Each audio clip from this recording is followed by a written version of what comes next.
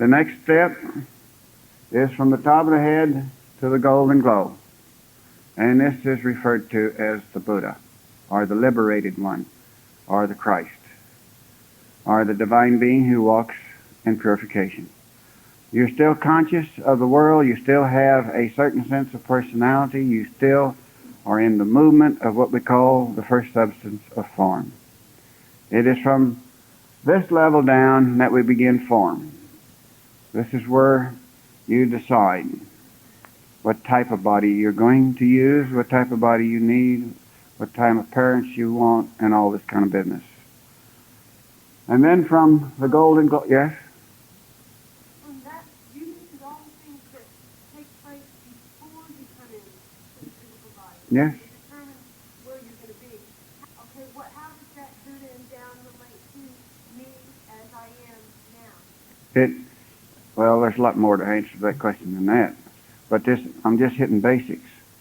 When you come down and hit your Buddha level, you begin to take up the divine Godhead coming into a form. That means the atom structure, the basic seed, the permanent atom, now whirls to form.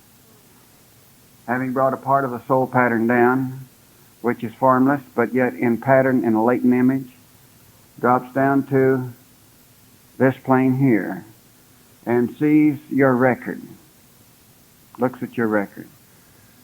What is left in the Akashic record that needs to be straightened out?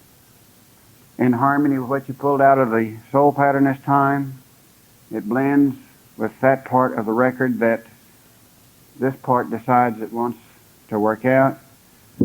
This begins to hold the image. This begins to collect the patterns, and this puts it into its physical expression, at its second physical expression. And then when you birth, this pattern builds to this. How does it change? How does it change? It puts latent images into you. Every time you come to retreat, there's certain forces put into your brain system, like a latent image to be worked out. And it has to be worked out. Subtle, much more subtle. Well, it's sure subtle until you make it real, and then it crystallizes into your physical expressions.